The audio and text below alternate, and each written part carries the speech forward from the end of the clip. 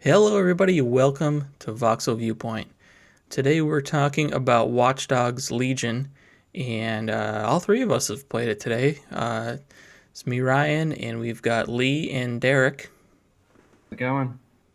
Evening, Governor. And Lee, you live in Watch Dogs Legion, so why More don't than you you realise. why don't you put on your fake British accent and talk about what it's like on the streets of London? Well, me old mucker, let me tell you. What do you want to know? What would you like to know about this? All right, so Derek has completed this game. Oh, Lee's pretty close to the end, and I've put in a good chunk, but I kind of haven't been focusing too much on the story. The story here is actually an interesting situation because you're not following a single protagonist in this game. You have a bunch of people that you're jumping between that don't really have much of a personality. um, so you're not like you don't have like a main hero. You have a bunch of people that have different skill sets, and that gets oh, you access to different areas, and different weapons and tools and stuff like that. oh. So Derek, you've completed the story.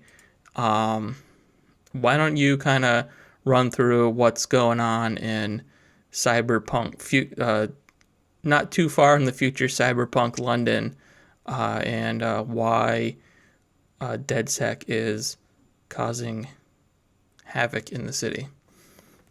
All right, so this time around, DedSec, your ultimate evil, bombing London. False. Those bastards. Um, in this one, DedSec actually gets set up, quote unquote, in London for one of the biggest terrorist bombings in the world up to that point in time, and it allows another group called Albion to kind of swoop in and take over like a military control of the area. Yeah, they're Um, like a um, corporate military. They're not like the military. They're like a company that comes in and has Private like contractors. yeah, government Yeah. contractors exactly. Mm, mhm. mm. Yes. Um, Yeah, so they come I would, in and they're hired to basically keep the peace in the city and weed out DedSec, who takes the fall for the bombing. And but you're DedSec, so you know that's not the case. You're of course the good guy. So well, the good guys, I guess. So yeah, Derek, why don't you go from there on like how this story unfolds and stuff like that? Um, so to kind of start out, like you said too, this one's kind of weird because you're many people, you're Legion. Legion is many. Um, so you kind of it allows you to pick from a couple different people who you want to start with, to give you that starting character. And mm, you're activated as this new member of DedSec, and it kind of leads you into like recruiting, rebuilding a base, kind of getting the team back together without having a team like we were used to in Watch Dogs 2, where we knew who DedSec were, that was them. Yeah. Where this, it's we're trying to start that rebellion, so we're many, like anybody could be DedSec if they want to be. Hmm. And then Yeah, it kind of that's like at the core of it. yeah. So this is kind of like you're trying to like rebuild DedSec, find ways that you're going to clear your name. As far as leading into story, the story for this one is more like different compartments versus just having one whole overarching story. I think they in the game it's actually like broken down into different chapters that you complete. And they each tell like their own story in this own section of this overall puzzle that you're trying to figure out. And then, once you get to it at the end, it kind of ties together at a point and then starts like making more and more sense. But as you're going through doing each of those separate ones, it's like, all right, I'm doing this, but what's it going to lead to? Why Hmm. am I completely doing this. Yeah. So yeah, uh, the beginning sections, they kind of introduce you to each region of the city, and like each region has its own list of things you need to complete in order to quote unquote liberate it, in order to stop it from being oppressed by Albion. And like the early goings of the story, like you go to like they're like corralling immigrants up in like makeshift cities, and because this is non-political, but the immigrants are the ones that are being blamed for all of the troubles. Nothing to do with like the way the world is right now. So it kind of goes into like organ trafficking as well. It's very yeah. It got grim in Grim that. quick. Yeah, it got grim in that real quick. But the character I was using had this big neon halo behind his head. He's one of the best it was ones to have. hard. It was hard for me to take it really seriously a lot of the time, because like, how am I supposed to be stealthy sneaking around and stuff with this giant neon halo behind my head? Which eventually I ended up changing his clothes, because he ended up being the character that I used most, because as Derek mentioned in our chat, he's the one with the silent SMG, which is best weapon in the game. which just destroys everything. And I don't think you get this character unless you have the Ultimate Edition, right? Yeah, I think he was part of like you had to have one of the upgrade editions, because there was like 3 of them that I had that had like the little Watchdogs gold emblem on them. Yeah. Yeah, they were epic characters or something like that. Yeah. And they're very overpowered for having them so early in the game. They almost make recruiting other characters on the street completely trivial, because you're not going to find anybody that's better than these characters. Yeah, I've Except recruited... for the main missions that require you to like get this particular type of person to sneak into this particular type of place. Yeah, I think I picked up a bouncer, which I bought the armor, like the high fantasy armor set for the game. So I had him with this like crazy gold knight armor with these like crosses on the shoulder that like raised up and glow, and you have this huge cape that looked awesome when you're on the motorcycle. Cyberpunk Templar. Yeah, and I flew him around on the. That's when I was joking about being the Green Goblin, because I flew around on one of the cargo drones for everything I did. Yeah, like, I mean that's kind of like, on like the big picture, that's kind of like where I'm weirdly falling on this game, is like it's trying to tell this kind of serious dour story, but then you're doing all these crazy things like Green Gobbling around on a drone, like standing on top of it, and around a flyer, like flying over, like, oh, here's this super secure base or whatever, and you just fly this thing right over all of the security and into the middle of it and grab the one thing you actually need and then fly out. Nobody even notices you. Or like where you've got to kill like the VIPs in the areas, I just fly all the way up as high as I could go, because depending where you're at is how high it'll let you go. Yeah. I'd fly over with the guy with the SMG. I'd aim down at the VIP, take him out. Everybody would be like, oh, he died. And I just fly away. Oh, he died. Shit's complete, bro. Yeah, I've killed a few people by dropping the drone on them. Like you're hacking it. I get out of the hack mode, and I I turn the drone off, and it just falls and crushes them on their head. Yeah. It's pretty.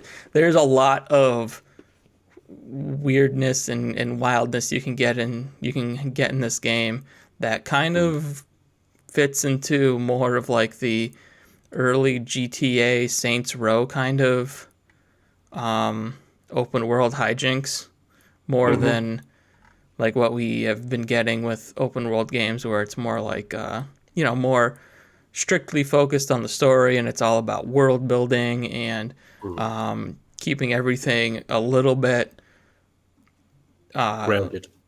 yeah, a little bit grounded in a little bit of reality. This is definitely decided to go more in a if you're out in the open world and you're in the sandbox, you can just kind of goof around, and there's not a whole lot of consequences. No, especially too. What I did, because I didn't realize it wasn't a main part of the game, was I made each section completely rebel, where you fill up that little gauge and then you do the mission, and then like everybody's like, yes, we're rebelling. So like Albion's less influenced, or the clans and stuff are less influenced in areas now. I did that everywhere first, and it seemed to have made it like super easy to go around and do stuff without really, if something went south, you could easily get out of it, if that makes sense. Like there was no like huge crazy epic chases like in the first one, or in the second one you try to go into these places and get in, like a ton of shit, and like I you found felt the that consequences. Overall, even from the very beginning of the game, it's very easy to shake the cops and have them lose sight of you, and just go down a little side street for 30 seconds, and they don't care anymore.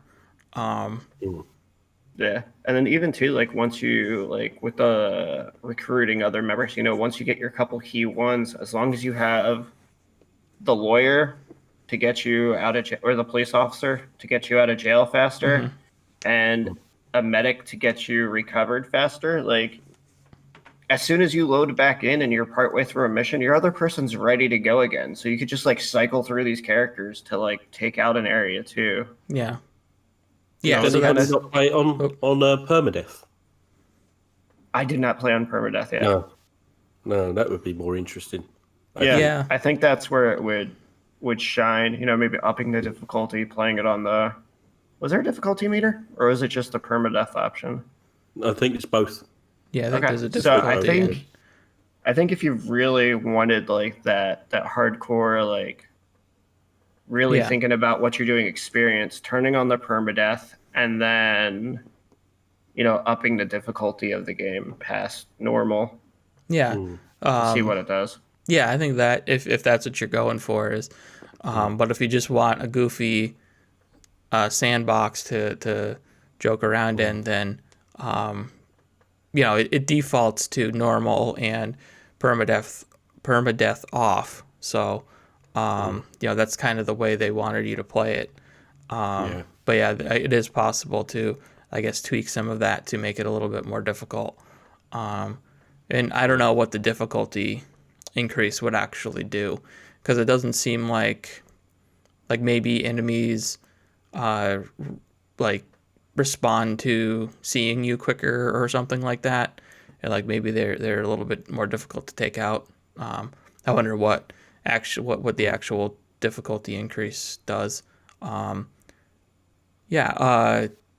So I guess I put about 10 hours into this, and of that 10 hours, I'd probably say about 2 or 3 has been doing actual story missions, and the rest of it has just been walking around the world, like not just walking, but taking my time and exploring the city streets and stuff like that, because I think this game does a excellent job of creating a city that's believable. Like I've never been to London, but I believe that like based on what I've seen of London, this is what it looks like. This is what slightly in the future anyway. Because there's like a whole bunch of like neon signage and holograms. Holograms and drones flying around and weird checkpoints and stuff like that.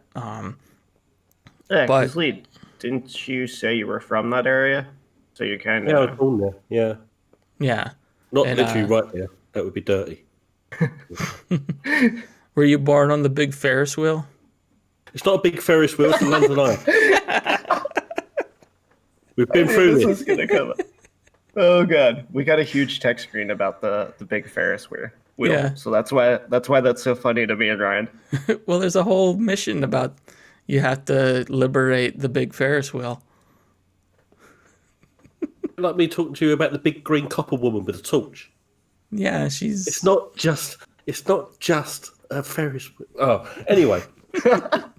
Let's review the game. So yeah, that Ferris wheel mission was really good. For fuck's sake. But no, actually, that particular mission was a interesting. Yeah, I guess I guess both you and Derek thought it was a pain. I actually thought it was kind of fun to just kind of go ham with that attack drone and deal a whole bunch of damage. Yeah, I had to cheese it and just hide behind the sign after I activated it and just kept line of sight off me.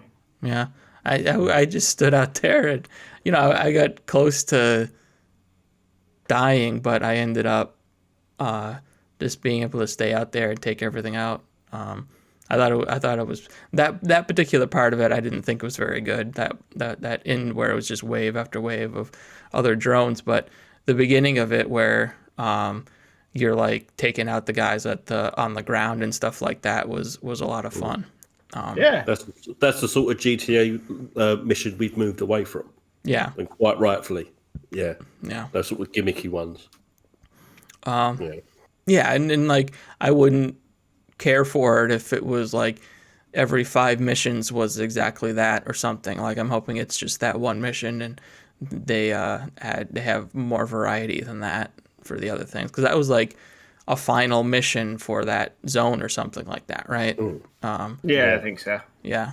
So hopefully they don't repeat that too often. But yeah, I just liked walking around these streets, and the reason is because they do put a lot of stuff on the streets. This is a game where, and the previous games had done this before too, where every NPC there has some sort of metadata on them. Like it isn't just a random person. You can scan them with your phone and you can find out like their name, their job, their skill set, some personal stuff about their life, and which is immediately more fascinating than like a Grand Theft Auto or a Saints Row, where they're really just nameless, faceless characters, nameless, faceless NPCs on the street. But here it even goes an extra level where you can actually engage with every one of them. Like you can actually go up to them and say, "Hey, do you want to join DedSec?" You can talk to them. And I think because I am playing the Ultimate Edition, which came with what you get with the Uplay subscription service, which is how I'm playing these 3 big Ubisoft games that are coming out this fall. I think because you've got those special characters, I'm engaging with that a lot less. Because I would put the time in to be like, hey, this guy is kind of skilled, or this woman's got a skill that I don't have yet. I may spend the time to do their special mission to get them on my side and stuff like that. But instead, I'm just like, why would I do that when I already have this arsenal of characters that is way better than anything I'm going to find just walking down the street? Which kind of sucks. You'll get some characters that have some of those traits. Like I've got a character that has the machine gun that Derek has, but there's a con for those. So I think I probably won't just steamroll through with the same weapons as you guys would. Yeah. Well, yeah. I mean, I've already gotten sick of the silent machine gun because it's good, but it's a SMG, so it doesn't do a lot of damage. So it's going to not be great. I can see it not being super great, like with armored enemies and stuff like that. Yeah. Yeah, you really got to go for those headshots and stuff. Yeah. I think while we're talking about the characters, going up, being able to talk to them and find out different information for you. Also, the game, like one of the things they talked about with this game was that like everything you're doing matters, and certain things that happen are going to have different consequences. Like I did some plays and I was going ham. I fucking killed everybody. I didn't care. Yeah. Everybody died. If you're in my way, you were dead. And that happened to get a couple of my guys kidnapped, and then I had to go do side missions to save them, which I did because I ended up feeling bad they got kidnapped because I shot somebody else in the head. Yeah, you'll also notice that if you've like knocked somebody out before, they've got like 2 thumbs down on whether or not they join DedSec because you basically put them in the hospital. So it's going to be a lot more difficult to convince them to join you than it would be if you just found some random Joe walking down the street. And it's also cool if you talk to a character that you meet and they say, go and help my other person. And you fail that mission, then the previous person has issues with you as well. Yeah. And you have to sweet talk them again a little bit later if you ever seen them. It tracks them. So you could easily find that character you missed again just wandering around the streets if you use your phone enough. Yeah, they- that's I've what's had the same character several times. That's really cool. That's what's kind of crazy is that it is tracking all of this stuff. It isn't just every time you go into an area randomly pulling all of this stuff. There will be times where you come across the same NPC that you had somewhere else, and you have a history with them. So it's Yeah, it was a pretty ambitious system. Like I remember hearing them talk about it, and I was like, all right, how well is this going to be pulled off? But they pulled it off. Like the different things, I think the kind of chances they were taking with this game, they really pulled those off. Yeah, Yeah. I think they pulled off some of it. I don't think they pulled off the angle of, you're actually going to care about these characters. Because I know, like Derek, you said you went and you freed the people that were hostages, but you didn't free them because you cared about them specifically. You freed them because they were part of your team, and it wouldn't have mattered who they were. You would have still gone and saved them. Like the couple too, like it was like it let me know, hey, you killed this other guy, so this person grabbed this person because they happened to be in the way at the time. So I kind of had that little connection. Like it wasn't like this like crazy like, oh my god, I gotta save him out. It was kind of like, oh, you know what? I want to go do this just because my bad. It wasn't like it's like, oh man, this is my best friend. It was more like there's more of a tenuous connection than anything. I was being a murder hobo, so I felt bad a couple times. I think it's pretty cool the way they do that thing, because obviously they have the thing where they've created 50 or 60, I guess, relatively different personalities that they will attach character models onto. And I don't think I've ever bumped into the same type of person twice that has the same sort of dialogue twice that I've used and collected. I haven't met the same guy twice. I've heard the same voice twice at a different pitch. It's cool because it'd be impossible to have voice that many characters. So they just have the same characters, just put the pitch up, pitch down. Yeah, I guess. So you I hear guess the same that's, Irish person. Yeah, I guess that's where you want to draw your line on different, because I think a big issue with this game is the randomly generated dialogue that they do, because it does not.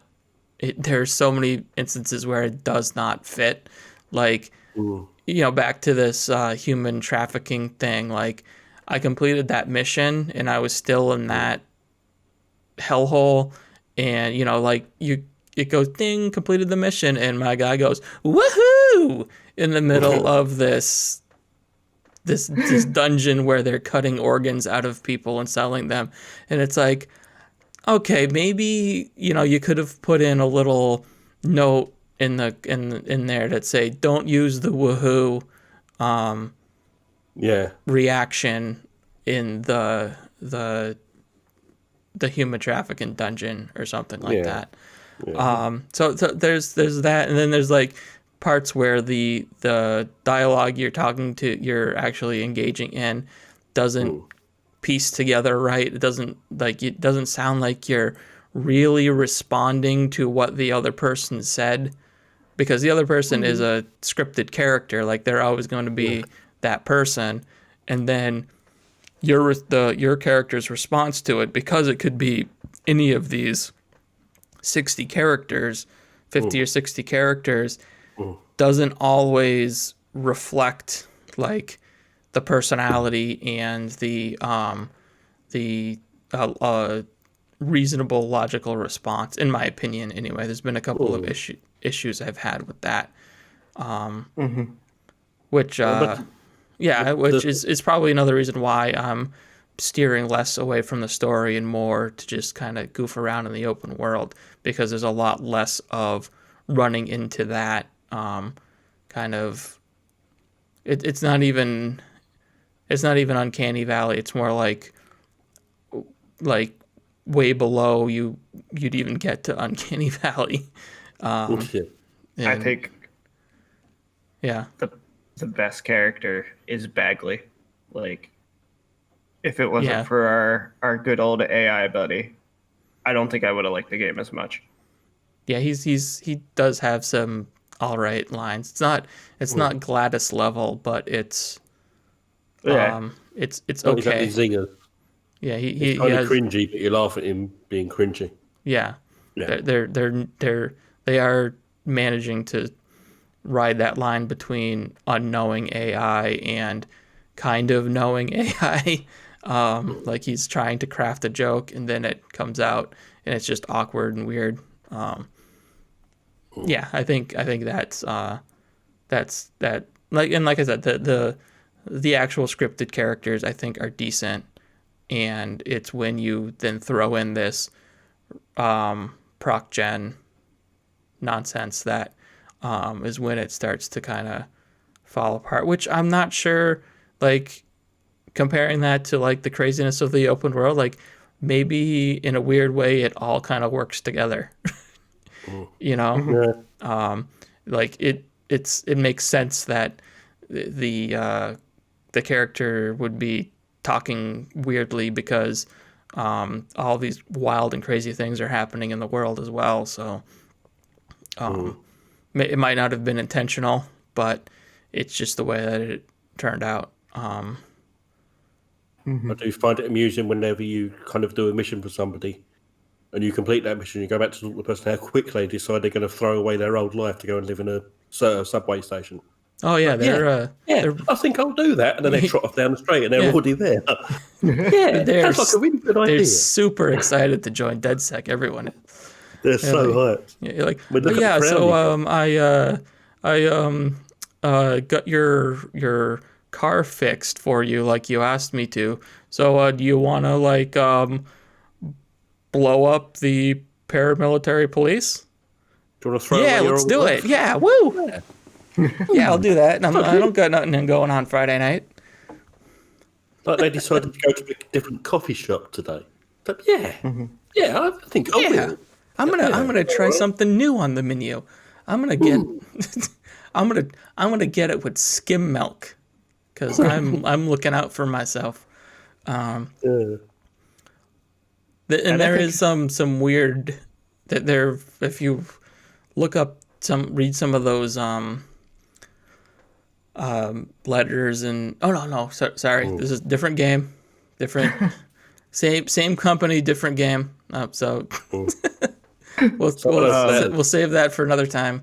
Yeah. So I was going to say too, I think this is one of the first times where we've played a game where we've covered it on almost every console, because I think we're all playing on something different.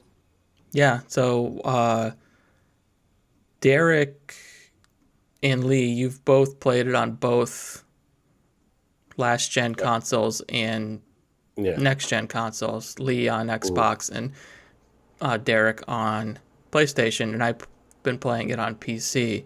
So I guess I'll let you guys talk about like the differences you've noticed between, last gen and this gen, and like what's standing out to you in terms of like, is there a substantial jump for next gen? I don't know. I still don't believe it rains in the game.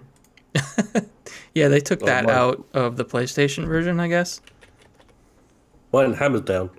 First time I put it in for the new one, it absolutely hammered down. It's like, look at this ray tracing, guys. Yeah. Yeah, so me and Ryan have been trying to compare, and I was like, all right, I'll look for when rain comes so I can see these reflections and what's going on with all that. And it's been sunny every single time I've loaded in. And I've even told him I've loaded out and loaded back in to try to get it to like maybe force itself to change. And I have not got like a complete rainy day yet. Like I've had puddles and stuff around. And when you kind of like changes from like night to day, depending on like the missions and stuff, like you'll see that it's like maybe it did rain at some point, Yeah. but it didn't. So that's been Yeah, there's there's always puddles around. Welcome to London. Yeah. Welcome to usually New England too. Yeah, yeah, that's weird that you haven't had any rain because I was talking about on PC, it is, I haven't played it in a little while, so maybe they've put some updates out that have smoothed out some of the performance issues, but unfortunately I wasn't able to hit 60 with everything I wanted turned on. So what I ended up doing was capping it at 30 frames per second. And this game on PC, you don't always get a game that handles that very well. Sometimes it's a very choppy, very stuttery 30 frames per second cap. But this game has a very good in-game frame rate cap.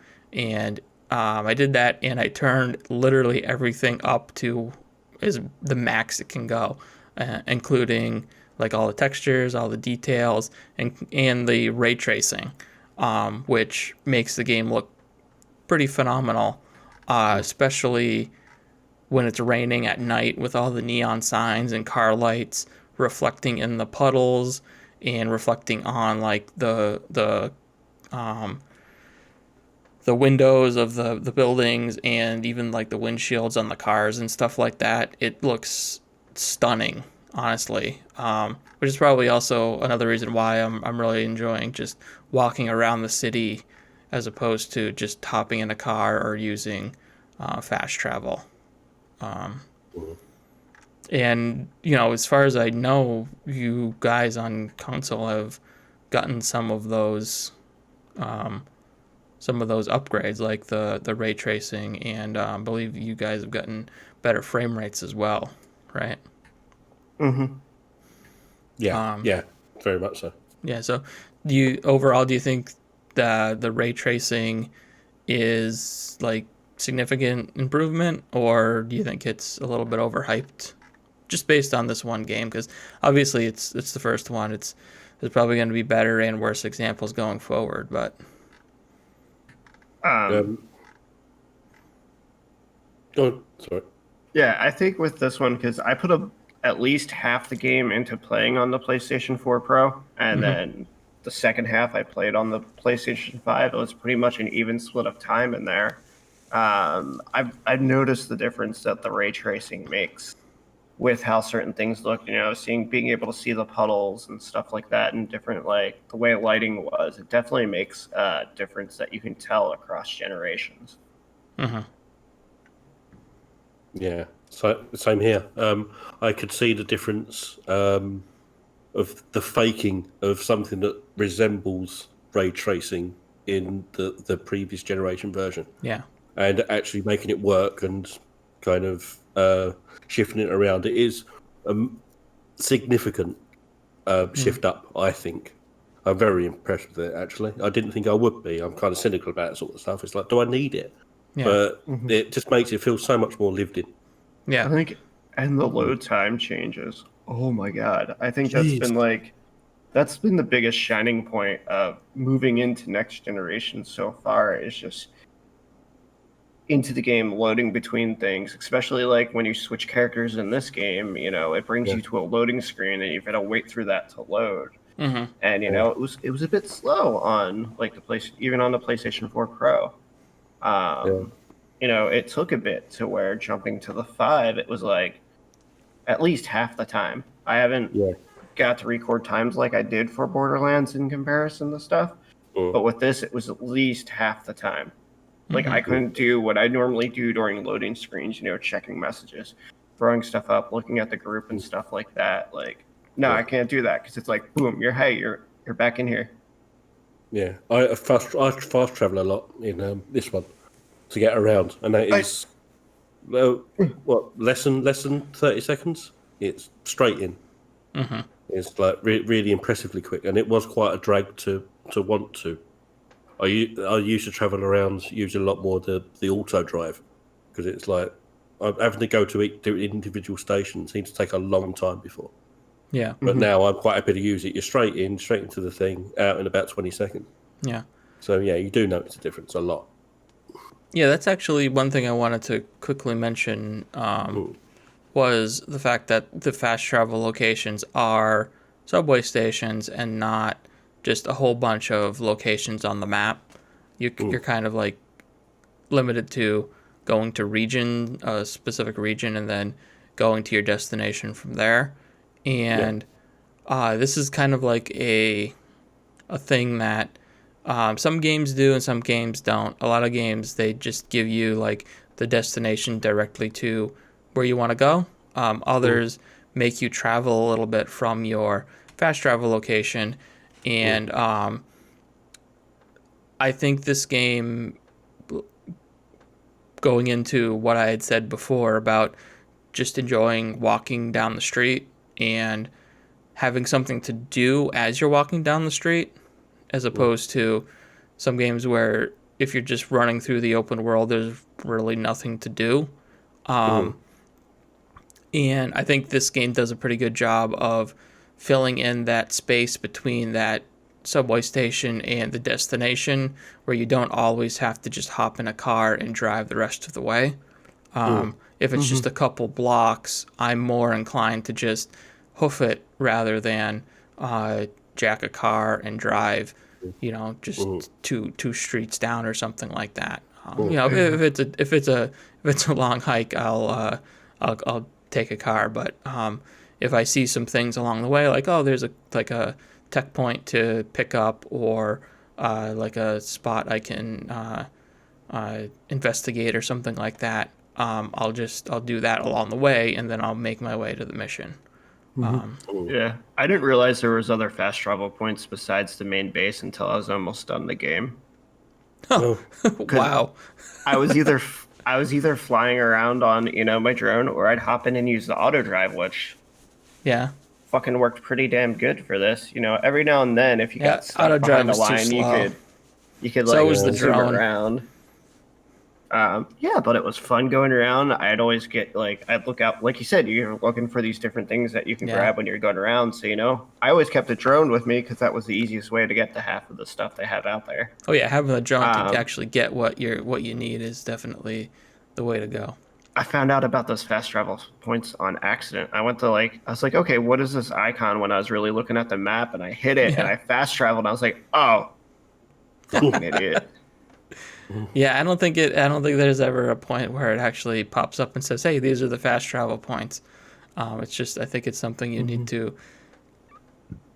investigate on your own. And the other thing, Lee, that we were talking about, because you can kind of go out and do things in different ways. You were like, "Hey, there was a tutorial," instead of figuring out the puzzle to get it unlocked to open the doors. Yeah. After we talked about that, about 3 mission in, is when I actually came to that mission. Oh wow! But because I figured it out on these instances, not doing those, I was like, "Oh, this is cool that you can do that." And you're like, "Hey, it shows you." I came to that mission where it actually shows you to do that. Yeah. Once I started back in. Yeah. Yeah. Yeah, I mean, we didn't even really talk too much about the gameplay and everything and the skill trees and stuff, but I feel it's a pretty standard experience in terms of that. Plays like Watch Dogs. basically. Yeah.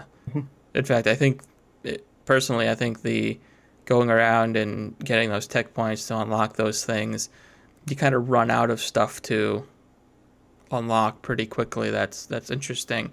Unless there's more that unlocks as you go along. I don't know about that.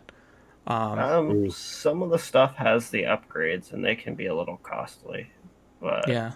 But they're even kinda then, I was what- like, well, once I can hijack the riot drone, I don't really like it. Going farther down that tree would just be kind of superfluous. Like, would just be like because I can, you know. But here's the thing: you can stack multiple of those things. So if you have a couple of them coming in, you could hijack one. If there's another one there, you could use the betray option to where now that's going to start attacking other things, not you, while you're still in the hijacked one. So you can start a little robot revolution. Yeah. Yeah, so it kind of like if you can figure out how to use and work the different things, like especially like near the end and going after Albion, having those different things maxed out really helps sometimes. You can really create havoc with those turrets. There are certain checkpoints once you go down that skill tree. Oh boy. Yeah. It gets spectacular. And the thing is like a lot of this stuff was in Watch Dogs 2. It was just a lot. For me, it was a lot more cumbersome to engage with in that game. And there's something about the way that Watch Dogs Legion just kind of surfaces it a little bit better and puts it at your fingertips a little bit easier, that I'm finding it way more engaging than it has been in any of the previous games. Like even the things you can do to screw around with traffic, like bringing up those traffic stops and stuff like that. I'm engaging with them more, where I think like in Watch Dogs 2 and in the first game, what little I played of the first game, it was just too much going on. You know, it was like because they made driving so simple and arcadey in this game, in Legion, you can then put your attention toward those kinds of tricks a little bit more. It's like the problem that Grand Theft Auto has always had with driving and shooting at the same time. Like it should be like fun and cool to do that, but it's always been a matter of like a matter of like I can't aim and drive and not hit cars in front of me and this and that. And I think like with Grand Theft Auto 5, I think they got away from that by just not having you drive the car. you were just the shooter or you were the driver. But and I just think they nailed that, because I think they deliberately went for that. They said, let's just make these things easier to engage with, so people use them more, because this is, we designed all of these systems. Why not just make it as accessible as possible? I think one of the coolest things that I realized while playing this game was there are tons of like these little secrets around, like things you can collect and notes and masks and cosmetic things and stuff like that. And they're all these tiny little like restricted areas that you need to infiltrate. And some of them are tied to missions. A lot of them are just there on the street, and you can engage with them if you want or not. And I found myself like trying to solve every one of these puzzles, because they're just tiny little puzzles where you don't want to get caught, because if you get caught, they call in reinforcements and stuff gets crazy. And I was like getting a almost Hitman light version of Hitman, like trying to figure out where all of these enemies were, where my ins and outs are to get my spider drone in, to get me in. How do I get to this secret door that's locked without being seen? And all of that stuff is like what you do in a Hitman mission, except in Hitman it's just that's all the game is, and it's a much larger scale. And these are just like a tiny little alleyway or a single building or something like that. And the more I did it, the less I felt challenged by it.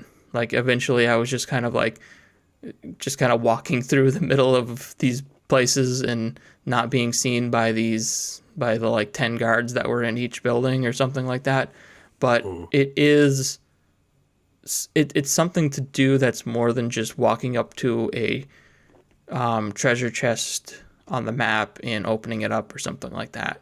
There's more that engages you than just like a normal side activity or collectible in an open world game. It's fun to find those little side things as well, because especially compared to the other two games, this is a city you don't see often.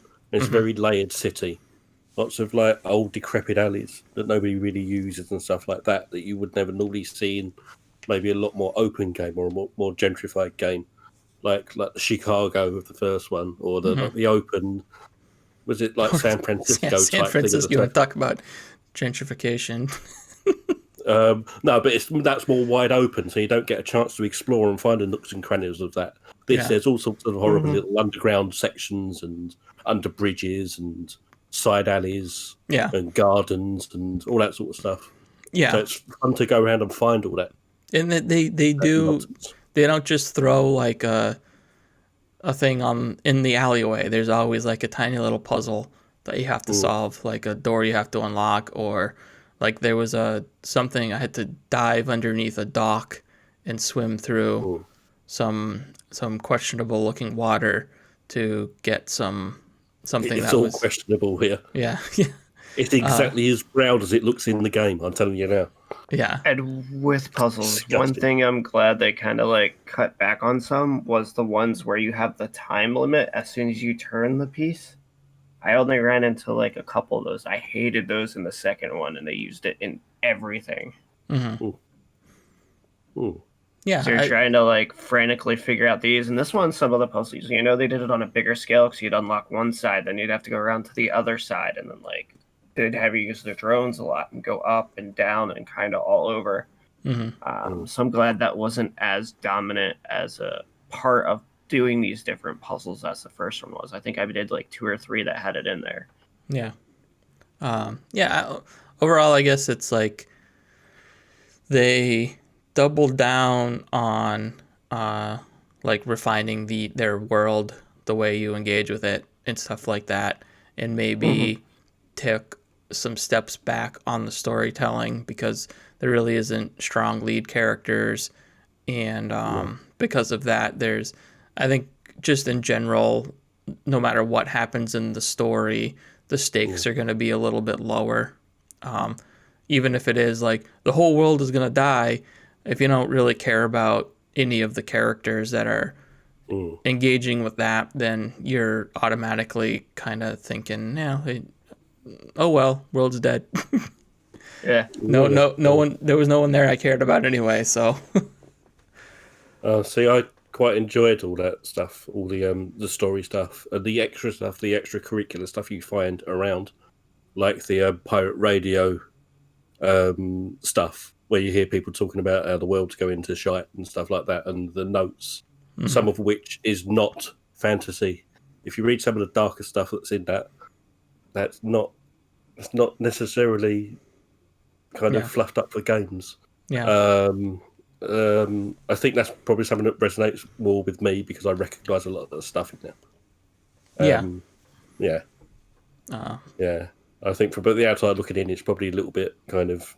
Well, and for me too, it could be, I could put another couple hours into strictly story, and I could get pulled into it. Who knows? But right now, that's where I'm definitely at with it. Where I'm just like, they really fleshed out this open world stuff. They made it more engaging, but I'm really not being drawn into the story very much. I don't know where Derek you land on it. I feel the same. Like the hardest part was like getting like the story started. Like once you kind of started going with all these different little stories, then the interest was there. Mm-hmm. But getting to that point to where it finally clicked, like, okay, I want to figure this out now, Yeah. was always too close to the end of it. Yeah. Mm.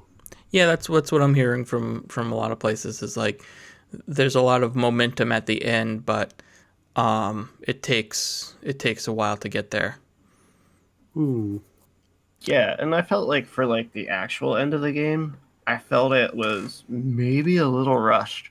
Like all of a sudden it's like happen, end. Mm-hmm. Mm. Yeah. Overall, were you satisfied though with like the conclusion of the story without getting into it? Yeah, I was happy with that. And then some of the things that come up afterwards, I was happy with that stuff.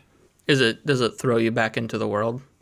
Yeah, you Yeah. you come back to the world and then a side mission will pop up. And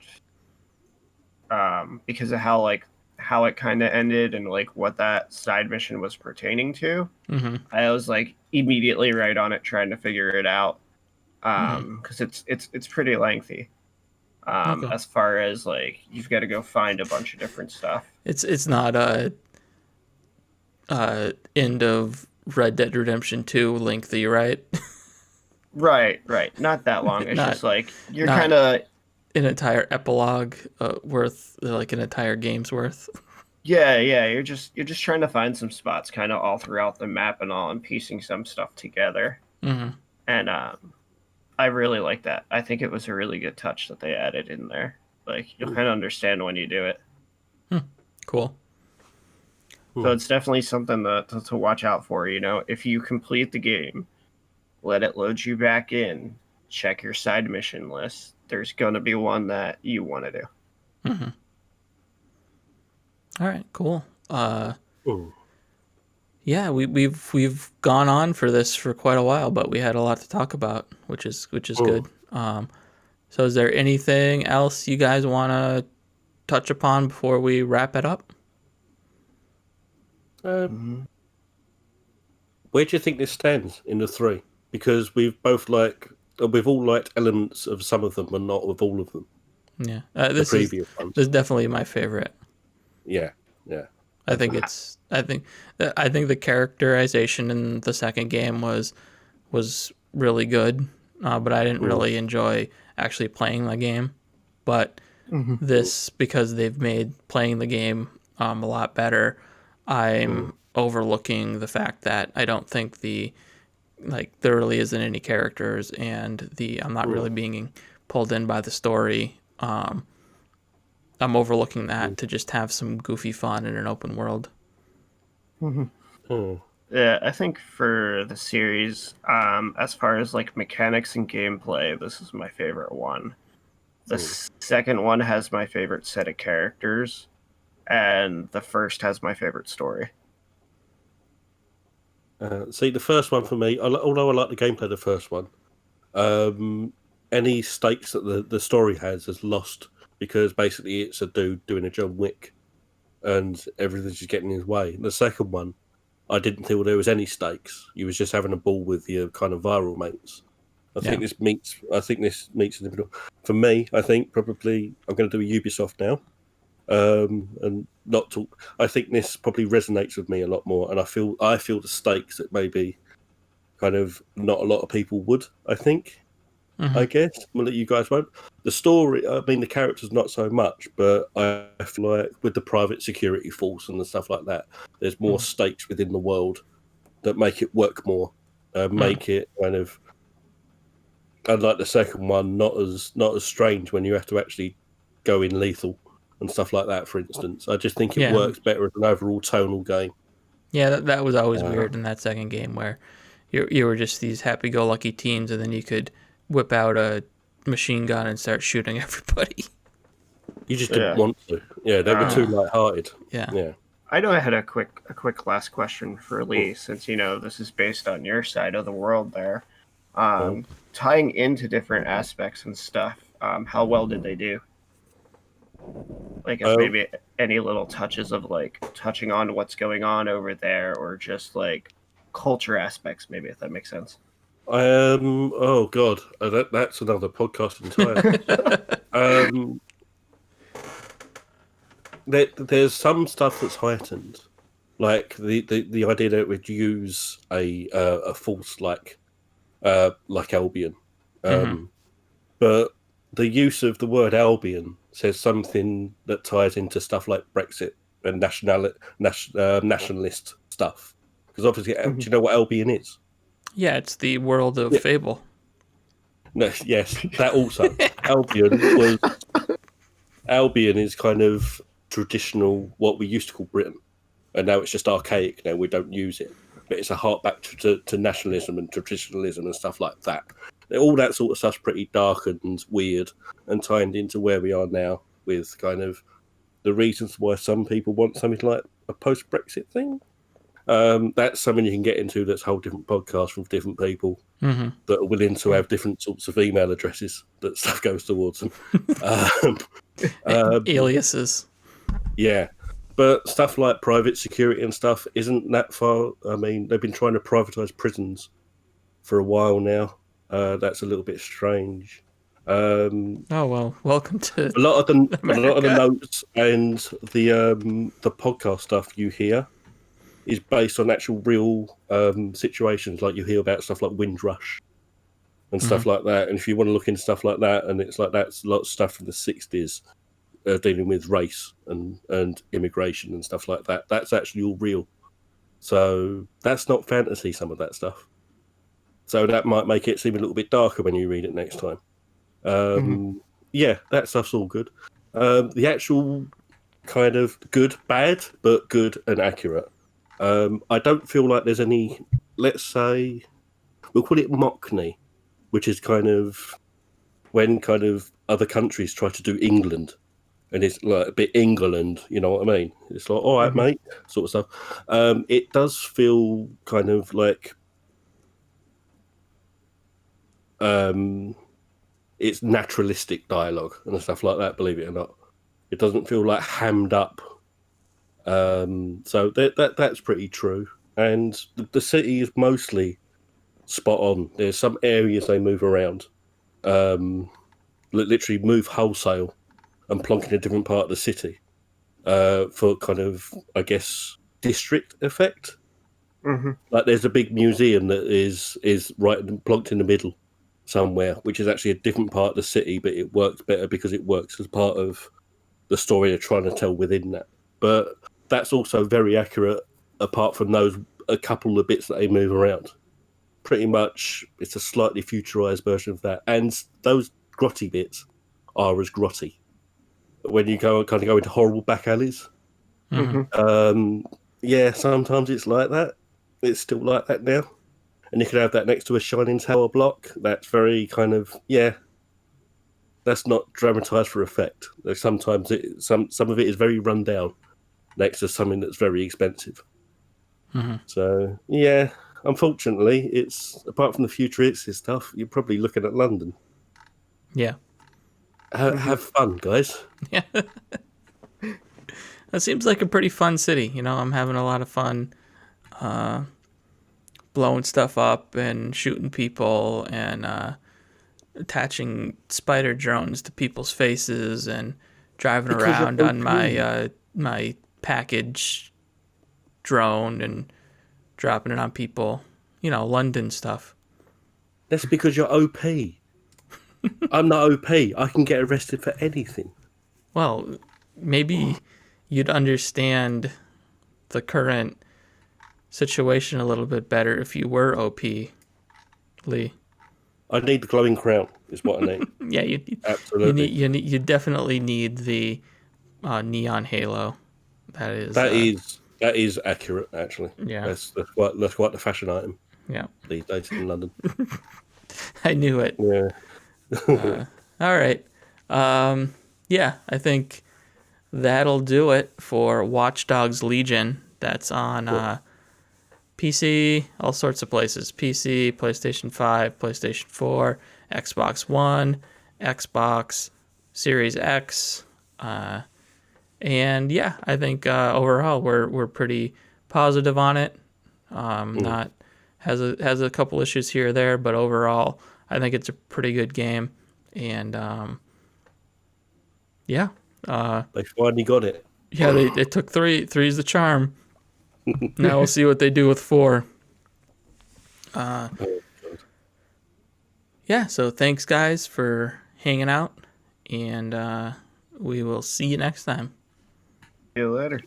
Bye. Thanks for watching. If you enjoyed this video, please consider leaving a like and subscribing to see more. Check out voxelvoice.com for all of our great content, and consider supporting us on Patreon to keep our content ad-free and independent.